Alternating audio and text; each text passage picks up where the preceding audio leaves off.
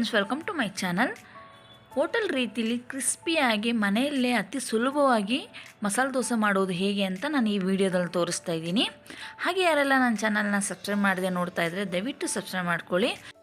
ಹಾಗೆ ಪಕ್ಕದಲ್ಲಿರುವ ಬೆಲ್ಲೈಕನ್ನು ಕೂಡ ಕ್ಲಿಕ್ ಮಾಡ್ಕೊಳ್ಳಿ. ಆಲ್ ಅನ್ನೋ ನೋಟಿಫಿಕೇಷನ್ನ ಆನ್ ಮಾಡ್ಕೊಳ್ಳಿ. ಹಾಗೆ ನಿಮ್ಮ ಫ್ಯಾಮಿಲಿ ಫ್ರೆಂಡ್ ಜೊತೆ ಕೂಡ ಶೇರ್ ಮಾಡ್ಕೊಳ್ಳಿ. ಹಾಗೆ ವಿಡಿಯೋ ಇಷ್ಟ ಆದರೆ ದಯವಿಟ್ಟು ಲೈಕ್ ಮಾಡೋದನ್ನು ಕೂಡ ಮರಿಬೇಡಿ. ಹಾಗೆ ಯಾರೆಲ್ಲ ಈ ವಿಡಿಯೋನ ಫೇಸ್ಬುಕ್ಕಲ್ಲಿ ನೋಡ್ತಾ ಇದ್ದರೆ please follow my page and support me. ಬನ್ನಿ ಇವಾಗ ಹೇಗೆ ಮಾಡೋದು ಅಂತ ನೋಡೋಣ.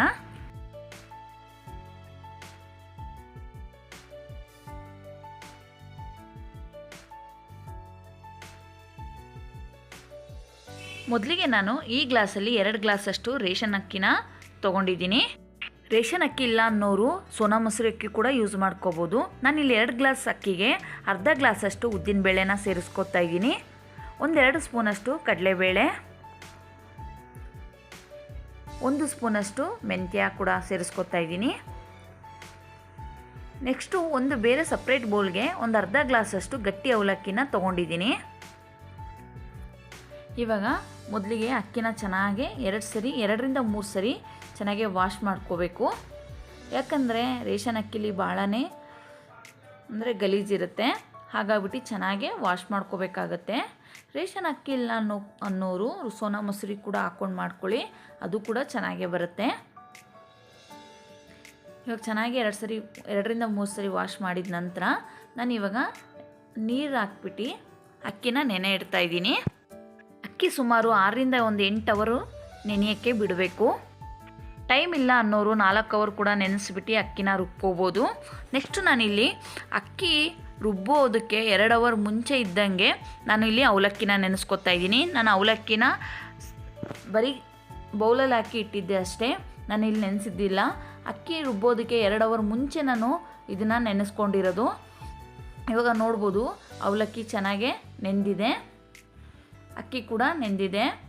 ನಾನು ಬೆಳಿಗ್ಗೆ 11 ಗಂಟೆಗೆ ಅಕ್ಕಿ ನೆನೆಸಿರೋದು. ನಾನು ಇವಾಗ ಸಂಜೆ 7 ಗಂಟೆಗೆ ಅಕ್ಕಿ ರುಬ್ಕೋತಾ ಇದ್ದೀನಿ. ಸುಮಾರಾಗೆ 7ರಿಂದ 8 ಅವರ್ ಆಗಿದೆ ಅಕ್ಕಿ ನೆಂದು. ಇವಾಗ ನಾನು ಅಕ್ಕಿನ ರುಬ್ಕೋತಾ ಇದ್ದೀನಿ.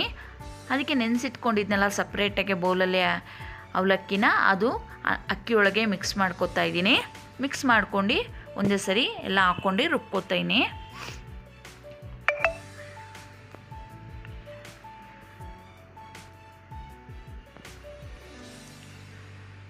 ಇವಾಗ ನೋಡ್ಬೋದು ಹಿಟ್ಟು ರುಬ್ಬಿದಾಗಿದೆ. ಈ ರೀತಿ ರುಬ್ಕೊಂಡಿದ್ದೀನಿ ನಾನು. ಇವಾಗ ಹಿಟ್ಟನ್ನ ರುಬ್ಕೊಂಡು ಒಂದು ಪಾತ್ರೆಗೆ ಹಾಕ್ಕೊಂಡಿದ ನಂತರ ಚೆನ್ನಾಗಿ ಒಂದು ಸರಿ ಚೌಟಲ್ಲಿ ಅಥವಾ ಕೈಯಲ್ಲಿ ಕೂಡ ಮಿಕ್ಸ್ ಮಾಡ್ಕೋಬೋದು. ಚೆನ್ನಾಗೆ 3-4 ಸರಿ ಚೆನ್ನಾಗೆ ಮಿಕ್ಸ್ ಮಾಡಿ ಓವರ್ ನೈಟು ತಟ್ಟೆ ಮುಚ್ಚಿ ಬಿಟ್ಬಿಡಬೇಕು.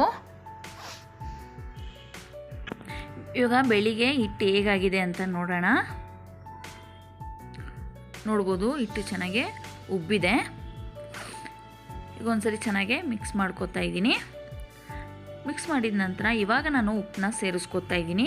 ರಾತ್ರಿ ಕೂಡ ಉಪ್ಪು ಸೇರಿಸಿ ಇಡ್ಬೋದು, ಬೇಡ ಅನ್ನೋರು ಬೆಳಗ್ಗೆ ಕೂಡ ಸೇರಿಸ್ಕೋಬೋದು. ಅದಕ್ಕೆ 1-2 ಸ್ಪೂನಷ್ಟು ಸಕ್ಕರೆ ಕೂಡ ಸೇರಿಸ್ತಾ ಇದ್ದೀನಿ. ಸಕ್ಕರೆ ಹಾಕೋದ್ರಿಂದ ಕಲರ್ ಚೆನ್ನಾಗಿ ಬರುತ್ತೆ. ಇವಾಗ ಚೆನ್ನಾಗೆ ಮಿಕ್ಸ್ ಮಾಡ್ಕೊಳ್ಳೋಣ. ಚೆನ್ನಾಗೆ ಮಿಕ್ಸ್ ಮಾಡಿದ ನಂತರ ಒಂದು ಅರ್ಧ ಗಂಟೆ ಇದನ್ನು ತಟ್ಟೆ ಕ್ಲೋಸ್ ಮಾಡಿಬಿಟ್ಟು ಮುಚ್ಚಿಟ್ಬಿಡ್ಬೇಕು.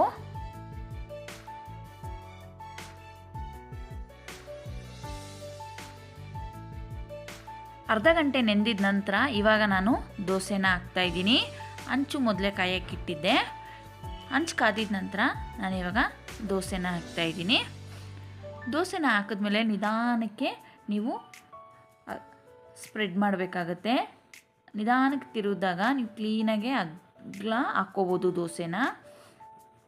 ಇವಾಗ ನಾನು ಮಸಾಲೆ ದೋಸೆಗೆ ಹಚ್ಚುವಂಥ ಕೆಂಪು ಚಟ್ನಿನ ನಾನು ಹಿಂದಿನ ವೀಡಿಯೋದಲ್ಲಿ ತೋರಿಸಿದ್ದೀನಿ ಹೇಗೆ ಮಾಡೋದು ಕೆಂಪು ಚಟ್ನಿ ಅಂತ. ಆ ಕೆಂಪು ಚಟ್ನಿನ ಇವಾಗ ನಾನು ಹಚ್ಕೋತಾ ಇದ್ದೀನಿ.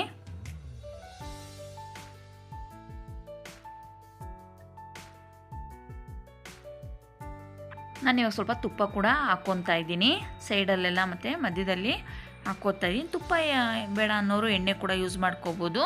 ತುಪ್ಪ ಹಾಕೋದ್ರಿಂದ ಇನ್ನೂ ಸ್ವಲ್ಪ ರುಚಿ ಜಾಸ್ತಿ ಆಗುತ್ತೆ. ನಾನು ತುಪ್ಪ ಹಾಕಿದ ನಂತರ ಒಂದು ಸ್ವಲ್ಪ ಚೆನ್ನಾಗಿ ಸವರ್ಕೋತಾ ಇದ್ದೀನಿ. ನೋಡ್ಬೋದು ನೀವು ಎಷ್ಟು ಚೆನ್ನಾಗೇ ಬಂದಿದೆ ಅಂತ. ಕೆಂಪು ಚಟ್ನಿ ಕಲರ್ ಕೂಡ ಎಷ್ಟು ಚೆನ್ನಾಗೇ ಇದೆ.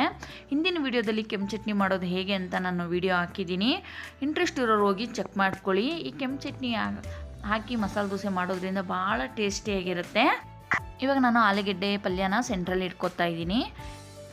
ಕರೆಕ್ಟ್ ಅಳತೆಯಲ್ಲಿ ನೀವೆಲ್ಲ ಸಾಮಗ್ರಿಗಳನ್ನು ಹಾಕ್ಕೊಂಡು ಮಾಡಿದ್ರೆ ಪರ್ಫೆಕ್ಟಾಗಿ ನಿಮಗೆ ದೋಸೆ ಬರುತ್ತೆ.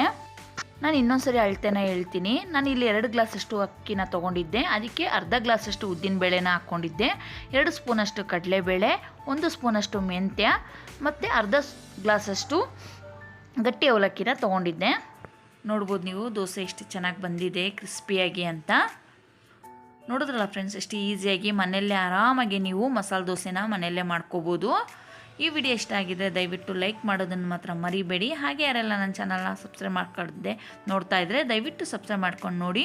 ನೆಕ್ಸ್ಟ್ ಒಂದೊಳ್ಳೆ ರೆಸಿಪಿ ಜೊತೆ ನಿಮ್ಮ ಮುಂದೆ ಸಿಗ್ತೀನಿ. ಅಲ್ಲಿವರೆಗೂ take care, bye, see you. Thank you for watching.